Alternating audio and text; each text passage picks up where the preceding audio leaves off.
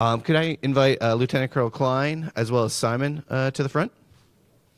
So our next panel is going to be dealing with Silicon Valley and their intersection with the Defense Department. There's been quite a bit of movement and attention that's come in that realm. I'll just take a seat here.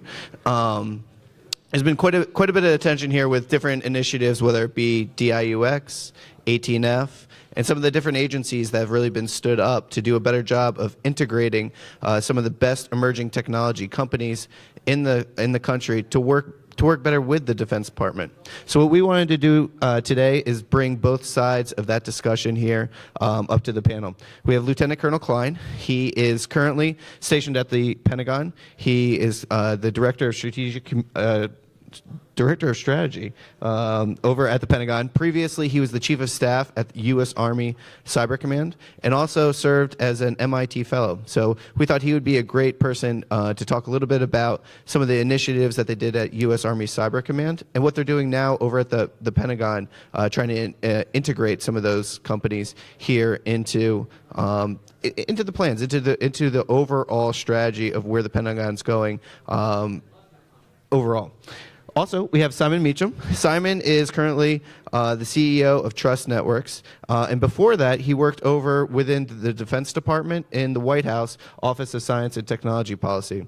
He did quite a bit of work integrating some of those companies here into the White House, in DoD, in terms of their overall policy. So we wanted to get both of them, get their perspectives on this, and talk a little bit about for the next 20 to 30 minutes. So let's start off with you, Chris. When you were working over at U.S. Army Cyber Command, what were some of the initiatives that you brought to bear? What were some that worked, and maybe what some of them that didn't work? Well, first, thanks for having us here. When we came up with the innovation program at Army Cyber Command, it was something that the commander at the time, Lieutenant General Cardone, really believed in. He's a big believer in innovation, especially whenever it comes to cyberspace operations, such a dynamic environment that innovation is required. And when we came up with the program, we did discover that there were a lot of things that worked and a lot of things that didn't work. As far as things that worked, we discovered actually through trial and error that the biggest thing was, especially when dealing at the headquarters level, is to push innovation down to the lower levels, the subordinate units. When we allowed the subordinate units, such as the 780th MI and Cyber Protection Brigade, to develop innovation programs on their own and run with it, it was very successful, because when you believe in the ingenuity of the soldiers, things happen, and that's exactly where you want it to be. We also had a lot of success. It's good to see, well, Tom Nelson was here a second ago. Other initiatives that we did at Army Cyber Command was we partnered with Silicon Valley.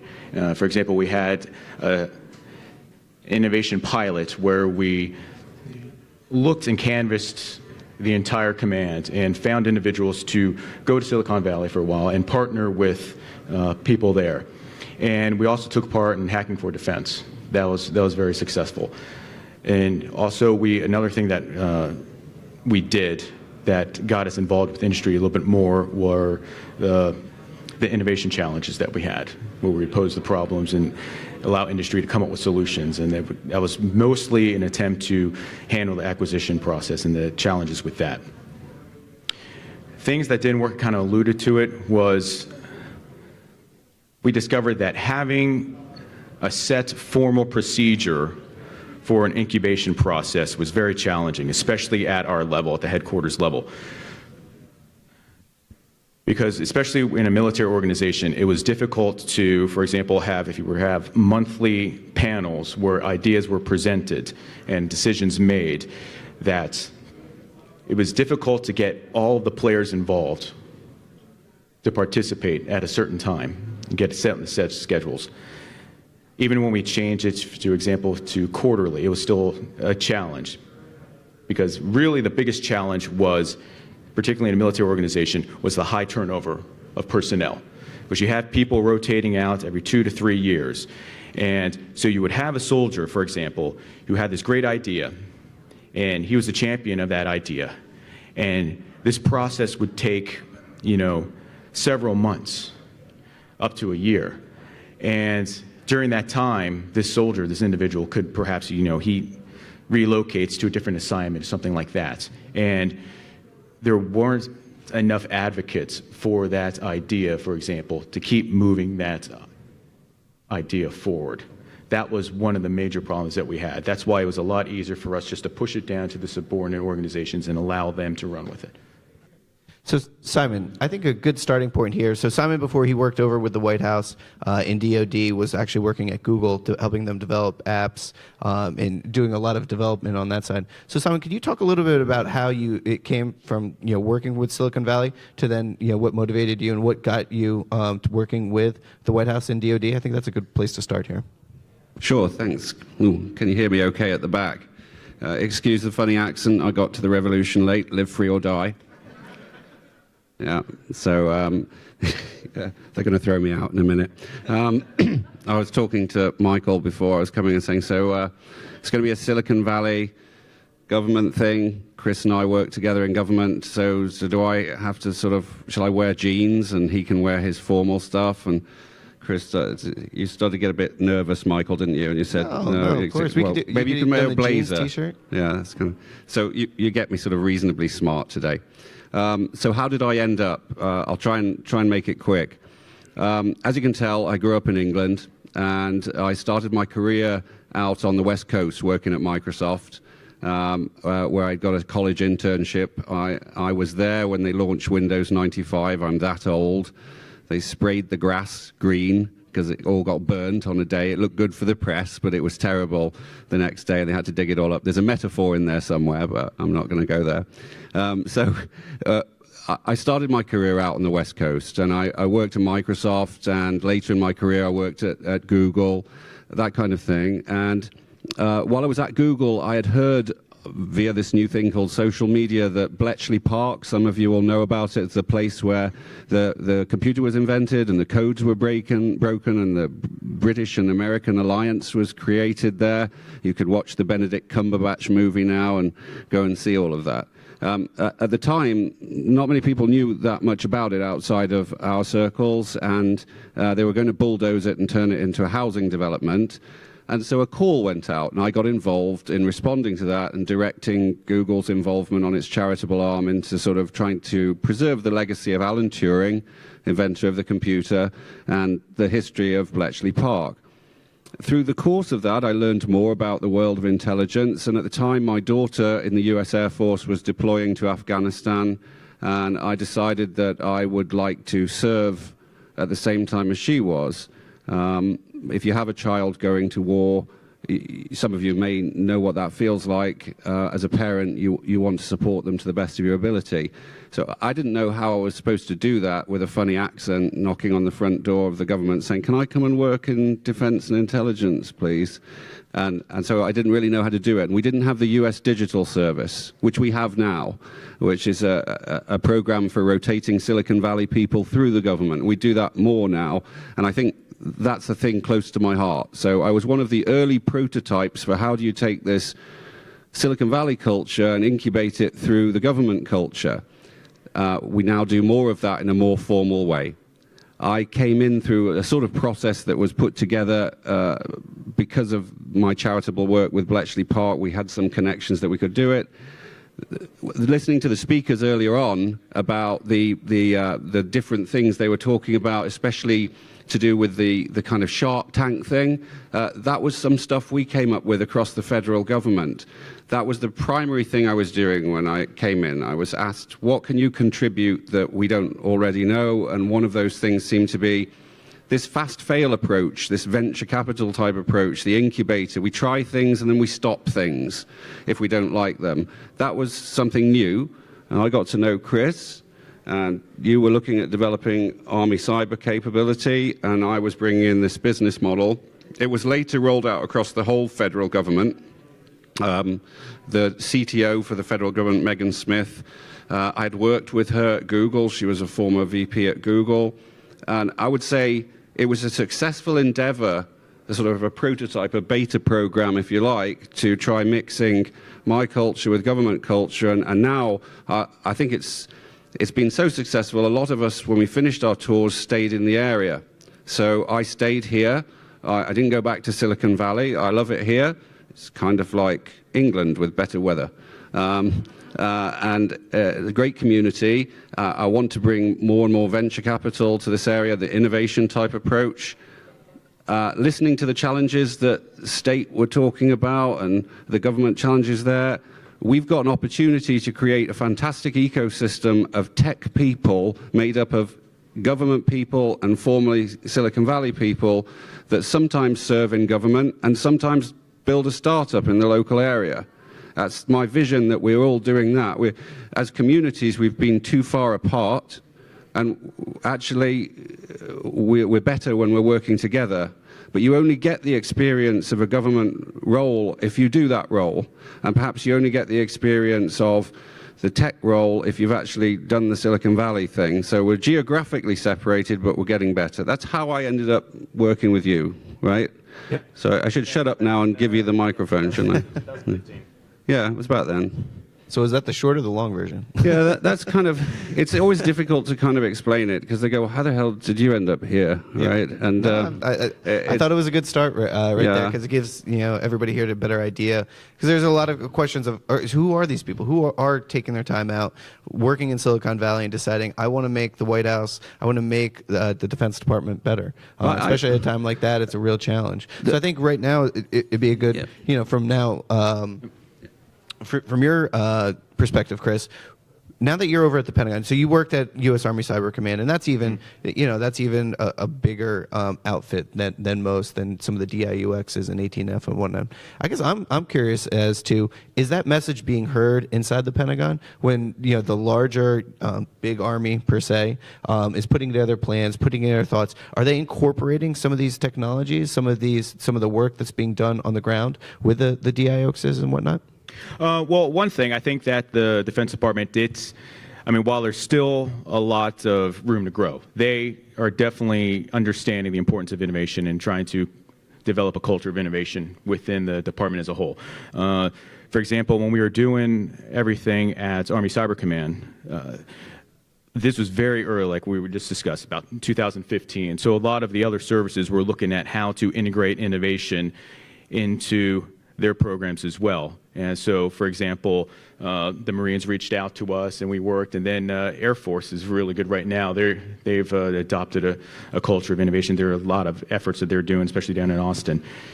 But I think the Department of Defense as a whole, they understand the importance of innovation, and they're working at the challenges, addressing the challenges involved with that. But I think overall there still is this problem with really cultivating that true culture of innovation, where it's not only just something that is mentioned, like, yes, we know that innovation is a problem, and so we're going to create something that addresses innovation, but it's something that really needs to be adopted and believed at the higher levels all the way down. And for me, I think I'd like to see more people, especially at the higher levels, talking about the importance of innovation and really enabling everybody within the different services to go after it and do what they can and provide them with the means necessary to achieve it. This question is for both of you.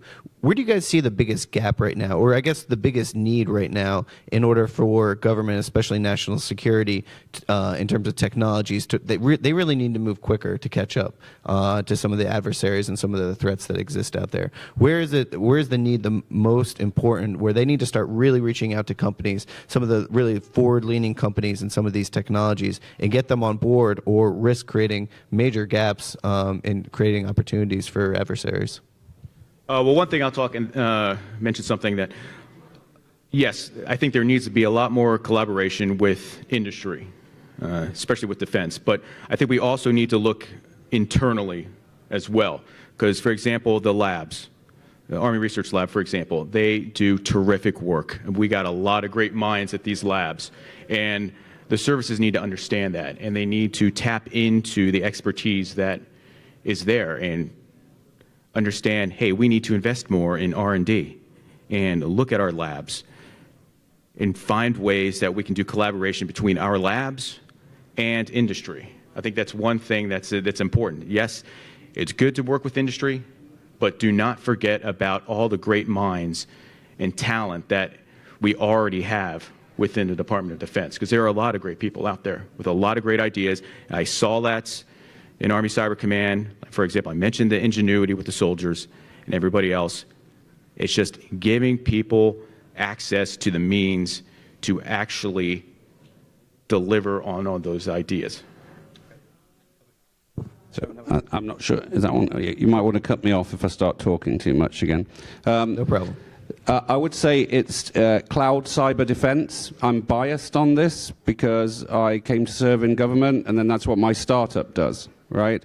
But we heard the CIO panel talk earlier on saying we've reached a tipping point. We're doing more stuff with cloud. We're starting to get comfortable with it. There are latency issues and security issues. Well, one of the things that's not happening right now that we're doing based on our experience is using the cloud you're moving to as a protective system. You can do big data analysis. You can do almost like SIGINT-like things, but not SIGINT, monitoring them and doing protection for people that was never possible before. So if you're on a cloud, you can monitor your own data, but not violate any private encrypted channels and have a higher level of security easily and more inexpensively than you could have done on the old models. And this is a problem because as everybody moves to cloud, you worry about the security, and cybersecurity is an enormous problem. So this is the first problem we chose to tackle coming out of government because we could see it was a challenge, not just for private sector, but for government people trying to reach out. So the example used earlier was latency of being in Australia or Asia. We're working with a large banking organization right now that has a major cloud provider data center in Singapore because it's turning into the place where you interact with Asia for security reasons, and there's the best cloud services there. So I think this is a problem right now. Where do you get your cybersecurity from? You've moved to cloud. Does everybody have to run their own cybersecurity, or wouldn't it be better if you just were protected by the cloud? I guess the summary of that is we've built and connected the world as a village, but we didn't connect the trust models in that village. So now we can all be manipulated and receive fake data. And we need to put the trust models into the internet. And that's why you hear me talk about trust networks. Yeah, one thing I just want to point out, I mean, this is one of the things that I love about, working with Simon, because Simon, he's definitely the technology guy. No, but it's great stuff though. And I'm more of my background is in strategy, and so I'm the strategy culture guy. So be able to collaborate and pair the two of us up, that is the true benefit, I think, of having collaboration between industry and defense, for example, is that when you bring in knowledgeable experts like this is where the magic happens. And it works both ways because you likewise can bring people like Lieutenant Colonel Klein into the industrial sector and say, the cybersecurity problem is worse than you think. A lot of the times the government workers have a better understanding of the real problem with cybersecurity than the commercial sector. So it works both ways. Okay. So I think we have time for one more question. I know this went quickly for us. But I understand tomorrow is actually, the Army is hosting a huge conference on acquisition tomorrow in the same, where we're sitting right here. They're going to do a big roundtable to try to figure out ways to improve their acquisition process for the exact topic that we're talking about here. So I figured I'd get it kicked off a little bit early. And from your two perspectives, what changes need to be made at this point to improve the acquisition process, to catch up and allow the Army, for instance, to bring on these emerging technologies and allow them to keep up, avoid the 2, 3 year, even 4 year acquisition models that have put the Army and other national security agencies at such a disadvantage? Well, one thing that I think, and we were discussing this earlier, is there needs to be an understanding at the Department of Defense and the services as well, to try to limit the amount of directing what problem needs to be solved. There's a lot of times where the Army will come and be like, hey, we've got this problem. We've got problem X, Y, and Z. What can you do to solve that? As opposed to, hey, we need you guys to examine and tell us what you think the problems are. What are the problems going to be 5, 10, 15 years from now that need to be addressed? Because we probably do not know that. That is one of the issues I think that really needs to change and needs to be addressed, is the understanding that, yes, there are some issues that you're going to have to focus on a certain set of problems, but you also have to allow and dedicate resources to examining those unknown problems that are out there and back it up with money. Well, we were talking about it, weren't we? So it's a loaded question, but that is the problem. If you know what your problem is, it's not a disruptive problem. A disruptive problem comes at you out of left field, and every commercial organization has learned to invest in having people thinking about what Chris just highlighted, right? There are problems out there that you won't see coming, and if you can define them, then it's not disruptive. So I see with a lot of best intentions, a lot of organizations out there trying to reach out from government to the tech industry are using a sort of procurement type model where they're saying, define the problem we have, go find people to help us. And the truth is, if you understand them, that's not the problem that's going to get you. So you need to turn the model 180 and fund people trying disruptive things. It doesn't have to be a lot of money. Startups run on small amounts of injections of cash, but cash flow is king. And they can tell you and give you opinions on what they see to be the next disruptive thing. So, for example, I talked about how we need robust trust networks around cybersecurity for cloud to go further. We need to exchange trust with each other in a concept that allows everybody else to relax a bit about cybersecurity, and it's not just a password that secures you. It's many data points saying, is that really Simon? Is that, we know how to do this in the human world, we need to do it in the computer world. Just an example. Okay. Well, with that, I think it's time for our automation panel. So I want to thank you both for joining us up here. I think you gave a good perspective on a topic that's rapidly changing.